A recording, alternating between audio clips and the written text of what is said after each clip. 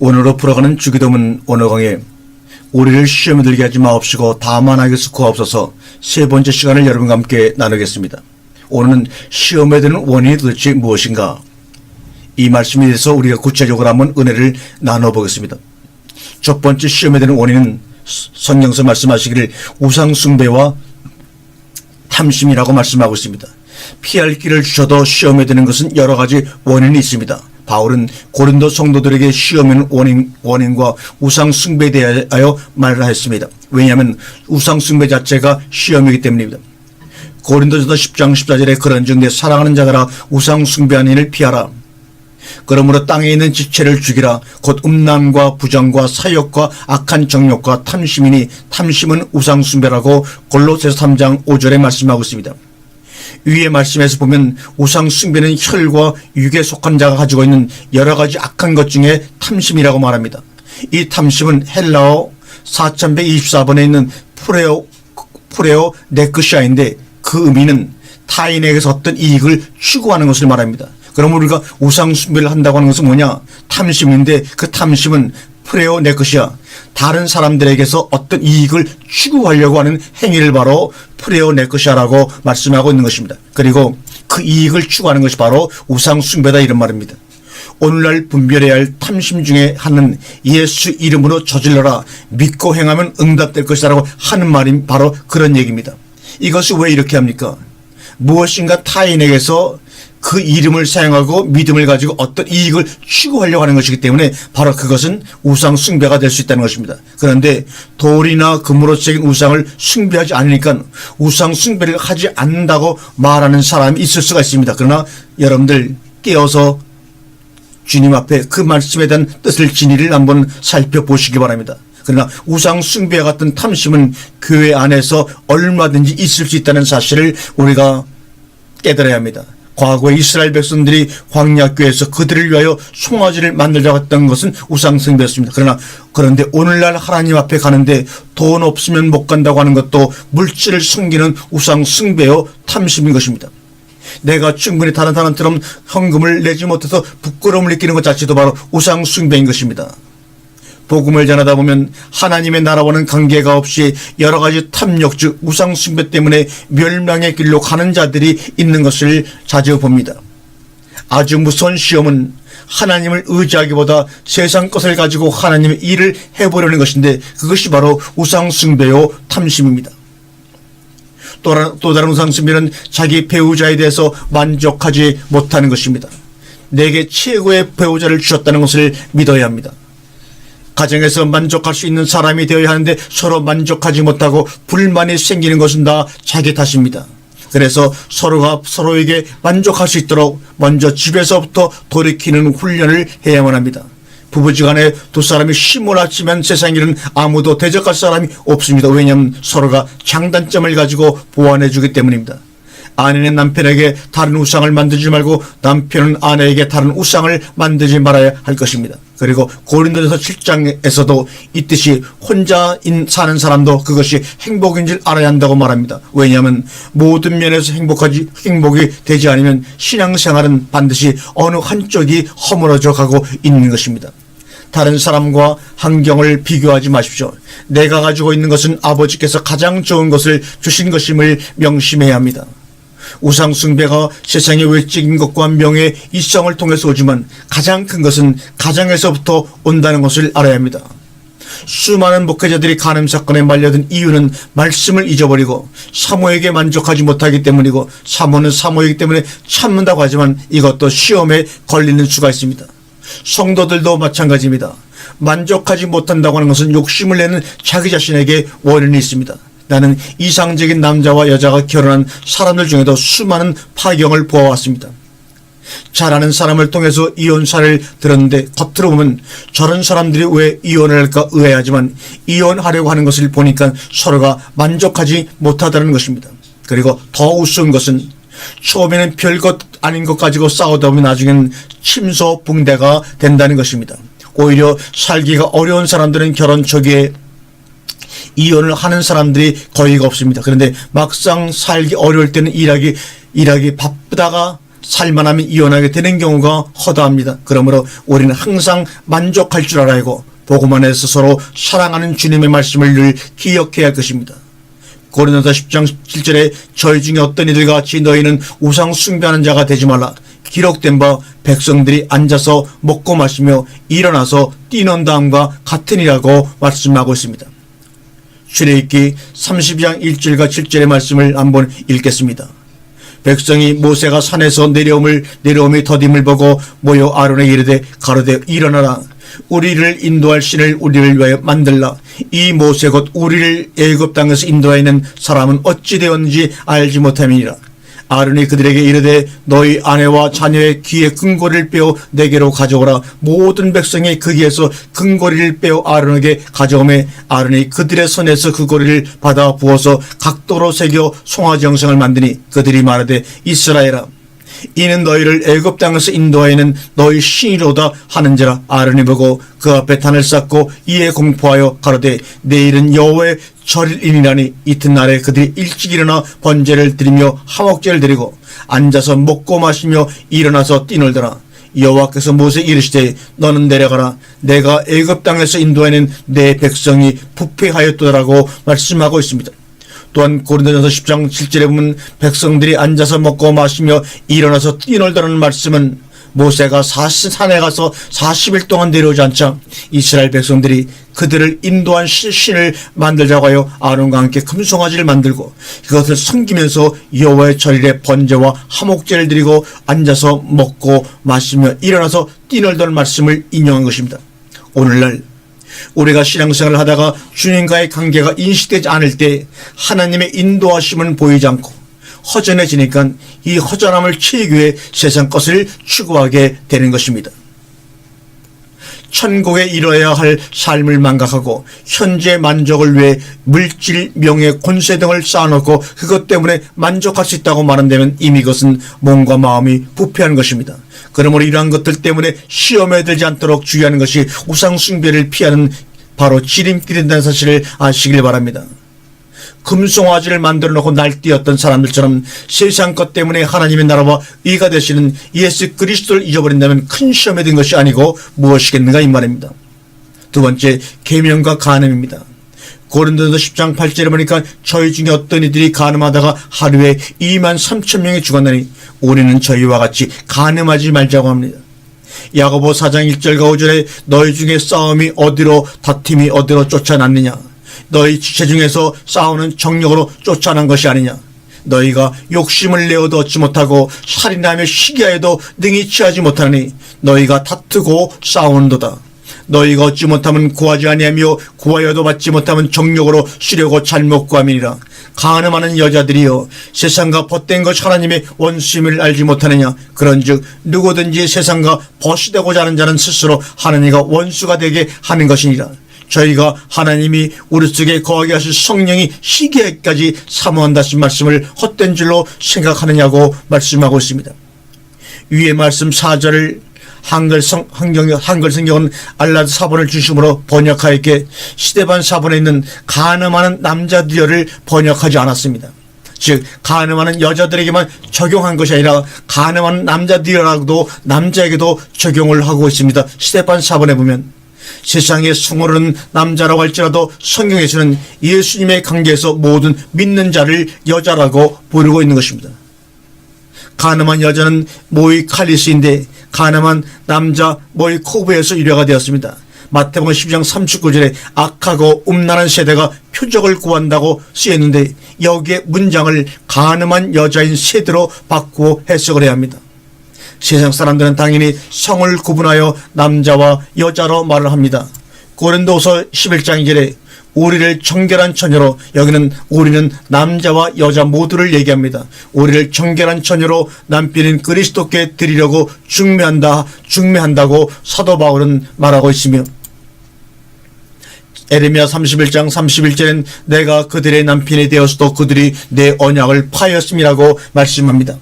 그리고 십계명에서 제7계명은 간음하지 말라는 단순하게 남의 남자와 남의 여자와의 불륜 관계로만 본다면 그것은 성경을 올바르게 해석하는 것이 아니라 세상 사람 이야기가 되고 말 것입니다. 세상 사람들의 간음은 현행법이 다루고 있고 사람들이 알고 있는 것 같습니다. 그런데 이제는 그 간통법마저도 사라져서 사람들이 얼마나 불륜을 저지르고도 당당한지 알 수가 없습니다. 하나님의 자녀들에게 말씀하시는 간음에 대해 살펴보면 신약에서는 마음을 다하고 성품을 다하여 내 하나님을 사랑하라고 하셨는데 야고보서에서 세상과 벗된 것이 하나님과 원수라고 말씀하고 있습니다. 구약에서의 간음은 세상 남자 여자의 간음이라고 생각을 할 수도 있겠지만 구약에서도 하나님 마음에 합한 선지자들의 삶이 있었고 그와 반대로 세상 것을 구하며 사는 백성들이 있었습니다. 행위 이전에 이미 중심을 보시는 하나님은 마음이 부패한 상태를 간음이라고 우리에게 분명히 말씀하셨습니다. 목회자들의 간음은 하나님 일을 한다고 사람을 모으고 하나님의 집이라고 한판을 달아놓고 하나님의 기름 부음 받은 종 제사장이라고 선전하지만 막상 성도들을 대하는 속마음을 살펴보면 자기의 유익을 위하는 경우가 종종 있는 것을 우리는 봅니다. 자기 교회를 키워서 자기 명예를 얻어보려고 한다면 그것은 벌써 간음을 하고 있는 것입니다. 간음이라고 하는 것은 하나님의 뜻이 아닌 무엇을 구하려고 진지하게 바라보는 것입니다. 그러면 성경이 말하는 간음이 육적인 간음이 아니라고 하면 종종 사람들은 그렇다면 육적인 간음은 해도 됩니까? 라고 엉뚱한 질문을 하기도 합니다. 또 성경에 진리가 너희를 자유케 하리라고 한 말씀이 있으니까 이제는 마음대로 살아도 되는가 보다 할 수 있겠지만 이 말씀은 진리인 예수가 어둠의 사단에게서 나를 뽑아내 주시면 어둠에서 해방된다는 의미의 말씀인 것입니다. 즉 예수를 믿으면 사망에서 생명으로 옮겨진다는 말씀인데 잘못 해석하는 자들을 많이 봅니다. 모든 성경은 비유로 기록되어 있기 때문에 지금까지 세상 지식으로만 보았던 성경과는 많은 차이가 있습니다. 율법은 그림자로 주어진 것입니다. 실제인 예수께서 오시려면 반드시 그림자인 율법이 있어야만 합니다. 평소 믿음이 좋다는 사람들도 성경을 보니 술이 그것이 아닙니다라고 하면서 한잔하자로 돌아가게 되고 성경에서 말하는 돈이 그것이 아니다라고 하면서 이제 헌금을 내지 말자라고까지 말하는 정말로 황당무계한 사람들이 우리 주변에 종종 있습니다. 안식도 교회도 기도도 모두 율법적인 것이라고 무시하고 도리어 자기 욕심을 채우게 급급해 한다면 말씀을 깨달았다고 하는 자가 뒤따라오는 어린 자를 어떻게 양육할 수 있겠습니까? 주기도문은 외우는 것이 아니고 하나님의 자녀들의 삶을 우리에게 주님이 보여주신 것입니다. 그 삶 속에는 다소 불편한 것이 있어도 그것으로 나를 키우는 지침이 될 수 있다고 생각하여 즐거워해야 할 것입니다. 저는 요즘 생각을 해봅니다. 주님 없이 사는 사람은 어떤 사람인가? 왜 인간에게 주님을 주셨는가? 아직도 나에게 세상법이 나를 구속할 수 있는가? 그야말로 자유한 사람, 싫은 것도 좋아하는 것도 그저 그렇게 볼 수 있는 자유 칠선에 남의 것을 탐내지 아니하는 자유가 나에게 있기를 아버지께 기도해 봅니다. 세 번째, 주를 시험하고 원망하는 자들이 생깁니다. 고린도전서 10장 9절과 10절 말씀에 보면 저희 중에 어떤 이들이 주를 시험하다가 뱀에게 멸망당하였나니 우리는 저희와 같이 시험하지 말자. 저희 중에 어떤 이들은 원망하다가 멸망시키는 자에게 멸망하였나니 너희는 저희와 같이 원망하지 말라고 말합니다. 이 백성들이 여호와께 무슨 시험을 했는가? 이스라엘 자신의 온 회중이 여호와의 명령대로 신광야라에서 떠나 그 노정대로 행하여 리비딤의 장막을 쳤으나 백성이 마실 물이 없는지라 백성이 모세와 다투어 가로되 우리에게 물을 주어 마시게 하라. 모세가 그들에게 이르되 너희가 어찌하여 나와 다투느냐? 너희가 어찌하여 여호와를 시험하느냐? 거기서 백성이 물에 가라매 그들이 모세를 대하여 원망하여 가로되 당신이 어찌하여 우리를 애굽에서 인도하여 내어서 우리와 우리 자녀와 우리 생축으로 목말라 죽게 하느냐? 모세가 여호와께 부르짖어 가로되 내가 이 백성에게 어떻게 하여야 하리이까? 그들이 얼마 아니면 내게 돌질을 하겠나이다. 여호와께서 모세에게 이르시되 백성 앞을 지나가서 이스라엘 장로들을 데리고 화수를 치던 내 지팡이를 손에 잡고 가라. 내가 거기서 호렙산 반석 위에 너를 대하여 서리니 너는 반석을 치라. 그것에서 물이 나리니 백성이 마시리라. 모세가 이스라엘 장로들의 목전에서 그대로 행하니라. 그가 그곳의 이름을 마사라 또는 무리바라 불렀으니 이는 이스라엘 자손이 다투어 왔음이요 또 그들이 여호와를 시험하여 이르기를 여호와께서 우리 중에 계신가 아니한가를 아닌가 하였음이더라. 이스라엘 백성들이 애굽을 떠나 광야로 나와서 적과 꿀이 흐르는 가나안에 가야 하는 것은 여호와 하나님의 명령이었습니다. 그런데 이스라엘 백성들이 신광야를 떠나 르비딤의 장막을 쳤으나 마실 물이 없을 때 하나님이 세운 인도자 모세에게 물을 줘 먹게 하라고 다투었습니다. 백성들의 원망은 여호와 하나님의 인도하심을 부정하는 것과 같은 행위였습니다. 그래서 모세는 너희가 어찌하여 여호와 하나님을 시험하느냐고 말했던 것입니다. 이것은 오늘날 우리가 참으로 목마르고 원망하고 싶은 일이 있어도 하나님의 역사를 믿는다면 하나님의 약속을 기억하고 가야 한다는 것입니다.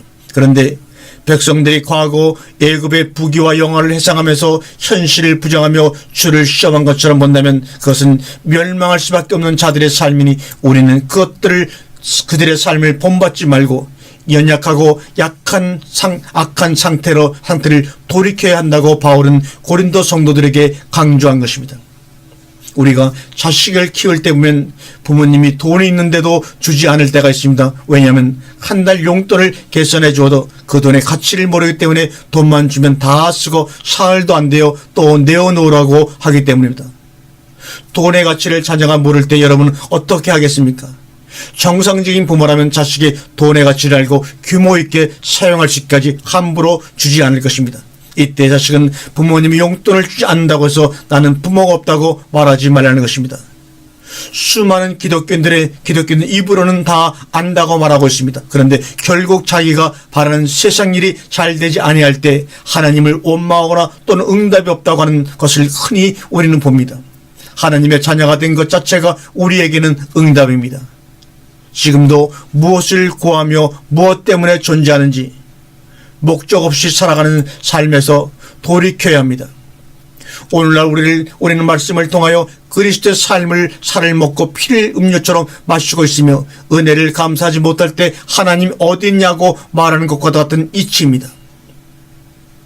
그러므로 어떤 경우에도 하나님이 계시다면 이 시험에서 지금 당장 건져 주어야 할 것 아니냐는 원망의 소리를 내지 말고 주 안에서 아버지 끄떡하는 기도를 해야 할 것입니다. 9번째, 시험에서 경건한 자를 건지시는 하나님입니다. 베드로서 2장 5절을 보게 되면 옛 세상을 용서치 아니하시고 오직 의를 전파하는 노아와 그 7 식구를 보존하시고 경건치 아니한 자들의 세상에서 홍수를 내리셨으며 소돔과 고모라 성을 멸하기로 작정하여 죄가 되게 하사 후세 경건치 아니한 자들에게 보온이 되셨다고 말씀하고 있습니다. 또한 베드로서 2장 9절에는 주께서 경건한 자는 시험에서 건지시고 불의한 자는 형벌 아래 두어 심판 날까지 지키시며라고 말씀하고 있습니다. 의를 전파하는 자는 경건한 자입니다. 그런데 복음을 증거한 일이 주님을 기쁘게 하는 마음의 바탕에 되어서 한 것이 아니라 자기를 위해서 증거했다면 그는 경건한 자가 아닙니다. 그래서 바울은 고린도서 5장 15절에 있는 말씀을 통하여 저가 모든 사람을 대신하여 죽으심은 산자들로 하여금 다시는 저희 자신을 위하여 살지 않고 오직 저희를 대신하여 죽었다가 다시 사신 자를 위하여 살게 하려 함이라고 기록하고 있는 것입니다. 시험 가운데서도 복음을 증거하는 경건한 자들은 주님을 위해서 어떻게 살아야 하는지 생각하고 사는 자입니다. 우리를 누구 안에서 형통하게 하시는가? 바로 주님 안에서입니다. 복음을 증거하는 것은 자신에게 이루어진 사건을 나타내는 것이며 그 하나님이 어떤 분인지 자랑하는 것이 바로 복음입니다. 그런데 예수를 믿었더니 내가 이렇게 잘 됐는데 하며 예수를 실컷 이용하는 사람은 경건한 사람이 아닙니다. 근데 그래서 나는 개인적으로 찬송 중에 찬송가 460장을 좋아합니다. 경건하게 살고자 하는 자락을 상상 기쁜 일만 있는 것은 아닙니다. 복음을 전함으로 받는 핍박 때문에 오히려 그리스도의 은혜를 깨닫고 하나님의 사랑이 얼마나 크다는 것을 더욱더 깨닫게 되는 계기가 됩니다. 각자에게 오는 시험은 가장 합당한 시험입니다. 그러므로 경건한 자는 이 시험을 불평하는 것이 아니라 감사하는 삶을 살면서 시험을 통과하는 것입니다. 디모데후서 3장 10절 이하에 나의 교훈과 행실과 의향과 믿음과 오래 참음과 사랑과 인내와 핍박과 고난과 또한 안디옥과 이고니온과 루스드라에서 당한 일과 어떤 핍박받은 것을 내가 과연 보고 알았거니와 주께서 이 모든 것 가운데서 나를 건지셨느니라. 무릇 그리스도 예수 안에서 경건하게 살고자 하는 자는 핍박을 받으리라고 말씀하고 있습니다. 빌립보에서 바울이 돌에 맞아 죽었다고 쓰레기 버리듯이 쓰레장에 버렸는데 해가 진미를 되니까 바울이 옷을 툴툴 털고 일어나서 다시 빌립보 성으로 들어갑니다. 그런데 함께 있는 사람들이 있으면 사태가 불리하니까 복음을 전하기 위해 빌립보 성에서 광주리를 타고 내려가면서 찬송을 불렀다고 전하고 있습니다.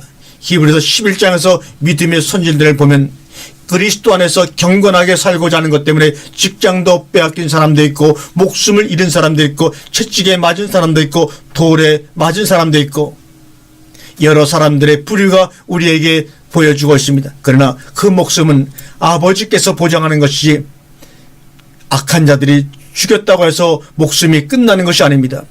에레미야 48장 10절에 여호와의 일을 태만히 하는 자는 저주를 받을 것이요 자기 칼을 금하여 피를 흘리지 아니하는 자도 저주를 당할 것이라고 말합니다. 위의 말씀에서 자기의 칼을 금하여 피를 흘리지 않는다는 것은 태만한 자는 자기가 가지고 있는 생명의 복음을, 생명의 날성검을 증거하지 않는 자와 같다는 것을 말씀하고 있는 것입니다. 그래서 입에서 나오는 이러한 것 복음을 증거함으로 경건한 자가 되라는 것입니다. 내가 좋아하는 것이라면 다른 사람에게 내가 가지고 있는 보석을 자랑하듯 하늘의 보물이신 그리스도를 자랑하는 것입니다. 우리는 복음 증거를 하는 일을 태만히 할 수가 없습니다. 왜냐하면 우리의 빚진 자들에게 우리가 용서해 준 것 같이 우리의 빚들을 우리에게 용서해 달라고 기도해야 하기 때문입니다. 무릇 징계가 당시에는 즐거워 보이지 않고 슬퍼 보이나 후에는 그로 말미암아 연달한 자에게 의해 평강한 열매가 맺나니라고 히브리서 12장 11절에 말씀하고 있습니다.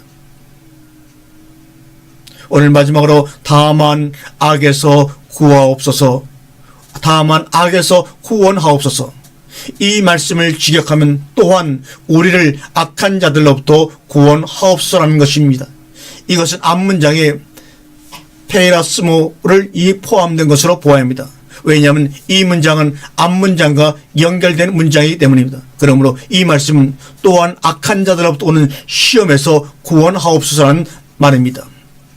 이 말씀의 뜻은 하나님의 첫 시험에 합격되어 하나님의 아들들이 된 자들은 악한 마귀로부터 오는 둘째 시험에서도 승리할 수 있도록 하나님께 도와달라고 하는 뜻으로 하는 기원문입니다. 마태복음 24장 24절에 거짓 그리스도들과 선자들이 일어나 큰 표적과 기적을 보이며 할 수만 있으면 택하신 자들도 미혹하게 하리라고 말씀합니다. 또한 베드로전서 5장 8절과 9절에 근신하나 깨어라 너희 대적 마귀가 오는 사자같이 두루 삼키며 삼킬 자를 찾나니 너희는 믿음을 굳게 하여 저를 대적하라. 이는 세상에 있는 너희 형제들도 동일한 고난을 당한 줄을 알미니라. 이상과 같이 우리를 넘어뜨리려고 다가오는 악한 마귀는 할 수만 있다면 하나님께서 택하신 하나님의 아들들에게도 접근하여 온갖 방법으로 미혹을 하고 있으며 때로는 비난과 핍박과 협박까지 하면서 공격을 하고 있다는 말씀입니다. 그런데 성경에서 말씀하고 있는 악한 마귀들은 환상이나 영화 속에서나 볼 수 있는 무시무시한 형상을 가진 그러한 존재들이 아니라 하나님의 말씀을 가지고 있는 거짓 선자들과 싹근 목자들을 말하고 있는 것입니다. 또한 이들은 우리와 아주 먼 곳에 있다가 갑자기 나타나는 것이 아니라 우리의 현실 가운데 항상 존재하고 있다는 사실입니다. 그러므로 우리는 항상 깨어 있어야 하며 하나님의 말씀으로 단단히 무장을 해야만 하는 것입니다. 하나님의 말씀만이 광명의 천사로 가장한 악한 자들을 분별할 수가 있고 이들의 미혹에서 승리할 수가 있는 것입니다. 고린도서 11장 13절에 저런 사람들은 거짓 사도요 게으르 였구니 자기를 그리스도의 사도로 가장하는 자들이라. 이것이 이상한 일이 아니라 사단도 자기를 광명의 천사로 가장하니 그러므로 사단의 일꾼들도 자기를 의의 일꾼으로 가장하는 것이 또한 큰 일이 아니라 저희의 결국은 그 행위대로 되리라고 말씀하고 있습니다. 마태복음 24장 5절에 많은 사람이 내 이름으로 와서 이르되 나는 그리스도라 하여 많은 사람을 미혹해드리라고 주님이 직접 우리에게 말씀해 주셨습니다. 마태복음 24장 11절에 거짓 선자가 많이 일어나 많은 사람을 미혹하게 하겠으며 불법이 성함으로 많은 사람의 사랑이 식어지리라고 주님이 우리에게 예언의 말씀으로 주셨습니다. 이상과 같이 오늘날 이 세상에는 하나님의 교회도 많고 그에 따른 목회자들도 많이 있습니다. 그런데 주님께서는 이들 중에 많은 거짓 선자들이 예수의 이름으로 와서 많은 사람을 미혹하고 있다고 말씀하고 계신데, 우리는 누가 거짓 선자이며 누가 하나님께서 보내신 참 선자인지를 분별할 수가 없다는 말입니다. 단지 내가 소속된 교회나 우리 교회 목사님은 참 목자겠지, 우리 교회는 어느 교단에 속했으니까 그래도 그나마 낫겠지 하고 믿고 있을 뿐입니다.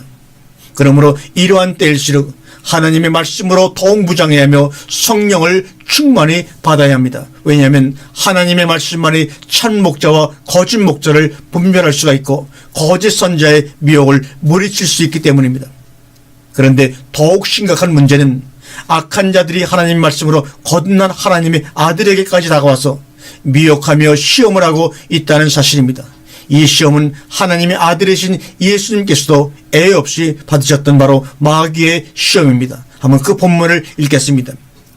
그때 예수께서 성령에 이끌려 마귀에게 시험을 받으러 광야로 가사 40일을 밤낮으로 금식하여 줄이신지라.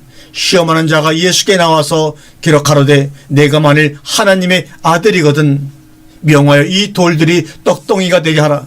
예수께 대답해 가라사대 기록되었을 때 사람이 떡으로만 살 것이 아니요 하나님의 입에로 나오는 모든 말씀으로 살 것이라 하였느니라 하시니, 이에 마귀가 예수를 거룩한 성으로 데려다가 성전 꼭대기에 세우고 가로되 내가 만일 하나님의 아들이거든 뛰어내리라. 기록하였을 때 저가 너희를 위하여 그 사자를 명하시니 저희가 손으로 너를 받들어 발이 돌에 부딪히지 않게 하리로다 하였느니라.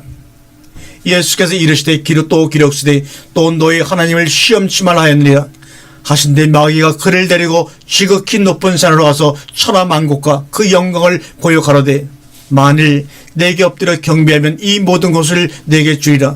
이에 예수께서 말씀하시되 사탄아 물러가라. 기록됐을 때 주 너의 하나님께 경배하고 다만 그를 섬기라 하였느니라. 이에 마귀는 예수를 떠나고 천사들이 나와 수종들이라고 마태복음 4장 1절과 11절에 말씀하고 있습니다. 이상과 같이 하나님의 아들이신 예수님께서도 마귀에게 시험을 당하였으니 예수님은 마귀의 시험을 하나님의 말씀으로 모두 물리치고 마귀의 시험에서 승리를 하신 것입니다. 만일 예수님께서 마귀의 시험에서 낙방을 하셨다면 예수님께서도 지금 좀 타락한 천사가 되어 마귀의 종이 되었을 것입니다. 그런데 왜 첫 아담은 에덴 동산에서 뱀의 시험에 넘어졌으며 둘째 아담 예수는 시험을 이겼는가 하는 것입니다. 이것은 성경에 잘 나타나 있듯이 예수님은 말씀이 육신이 되신 분으로 예수님은 하나님의 말씀으로 무장이 되어 있기 때문이었던 것입니다. 하나님의 말씀만이 마귀 사탄의 유혹을 물리칠 수가 있고 마귀의 시험에서도 승리할 수가 있는 것입니다. 그러므로 오늘날 우리 기독교인들도 하나님의 말씀으로 무장을 하지 않으면 안 되는 것입니다. 이상 말씀드린 바와 같이 주기도문에서 말씀하고 계신 우리를 시험에 들게 하지 마옵시고 다만 악에서 구하옵소서라는 말씀은, 첫째는 하나님께서 주시는 시험과 연단에 낙방하지 않고 합격할 수 있도록 도와달라는 기도이며, 둘째는 하나님의 시험에 합격한 자는 악한 자의 시험에서도 지지 않고 이겨서 승리할 수 있도록 하나님께 간구하라는 말씀인 것입니다. 결국 우리를 시험에 들게 마옵시고 악에서 구하옵소서라는 말씀은 우리가 하나님께서 주시는 시험에 합격하여 하나님의 아들이 되면 악한 마귀로부터 오는 시험도 이겨서 모두 승리할 수 있도록 하나님께 도와달라는 기도를 하라는 말씀입니다. 이렇게 두 가지 시험을 우리가 모두 마쳤을 때 비로소 하나님의 사역자여 구원자로서 하나님의 일을 할 수 있는 것입니다. 그러므로 하나님 예수님께서도 마귀의 시험을 마치신 후에 비로소 갈릴리로 올라가셔서 회개하라 천국이 가까웠느니라고 하시면서 하나님의 말씀을 비로소 선포하기 시작한 것입니다. 이상의 말씀과 같이 오늘날 우리 기독교인들도 이 두 가지 시험 모두 합격하여 하나님의 일꾼이 될 수 있도록 하나님께 항상 간구하면서 기도를 해야 하는 것입니다. 하나님께서는 이러한 뜻과 목적을 가지고 하나님의 뜻대로 기도하는 자들을 지금도 돕고 계시다는 사실을 우리는 분명히 알고 날마다 감사할 줄 아는 성도가 되어야 할 줄로 믿습니다.